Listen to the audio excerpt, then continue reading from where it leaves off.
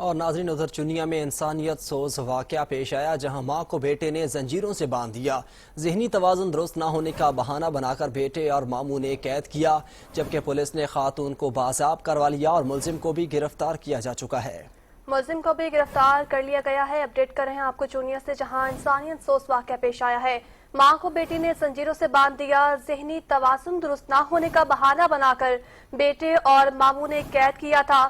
Police نے خاتون کو بازیاب کروا لیا ہے، ملزم کو بھی گرفتار کر لیا گیا ہے۔ اپڈیٹ کر رہے ہیں آپ کو چونیا سے، جہاں انسانیت سوز واقعہ پیش آیا ہے۔ ماں کو بیٹی نے زنجیروں سے باندھ دیا، ذہنی توازن درست نہ ہونے کا بہانہ بنا کر بیٹے اور ماموں نے قید کر کے رکھا تھا۔ جی ہاں، پولیس نے خاتون کو بازیاب کروا لیا ہے۔ اس پر مزید جان لیتے ہیں نمائندہ 7 نیوز حافظ وحید اشرف سے۔ جی اشرف، بتائے گا کیا معاملہ ہے یہ؟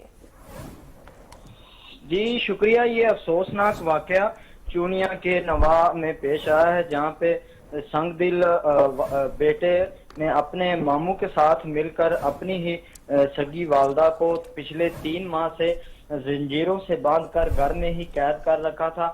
گزشتہ رات جو پولیس کو اطلاع ہوئی، جس پر پولیس نے کارروائی کرتے ہوئے والدہ کو بازیاب کروا لیا ہے، جبکہ اس کے شفاق بیٹے کو گرفتار کر لیا گیا ہے۔